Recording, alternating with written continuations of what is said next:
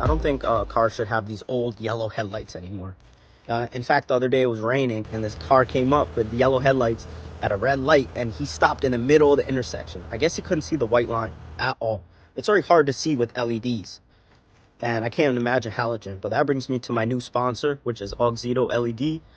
They want to sponsor me, and I'm going to be reviewing their products. Today we're going to be reviewing the $70 LED bulbs. Put them in this car and we'll see how good they are or how bad they are. This is an honest review. I'm not getting paid, but if you guys do want to buy some of their products, I have a special link. You can get 10% off. So watch the whole video. Let me know what you think. Is it worth the money? And yeah, honest review, guys. Let's get into it.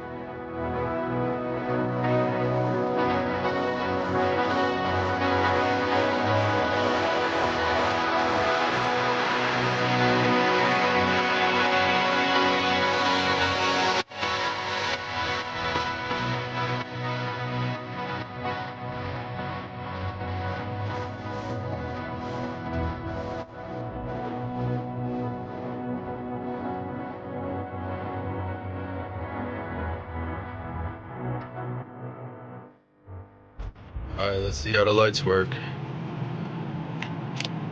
Oh my God. Oh my God. Without width. Without width. So this is the headlights in a snowstorm.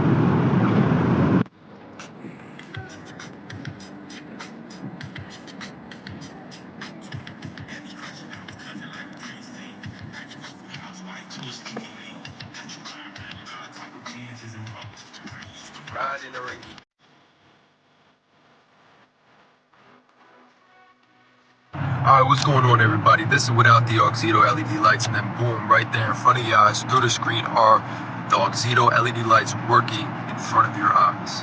$70. If you want to upgrade from halogen to LED, I suggest going to the link in this video using Auxito's code and getting a nice percentage off of these lights.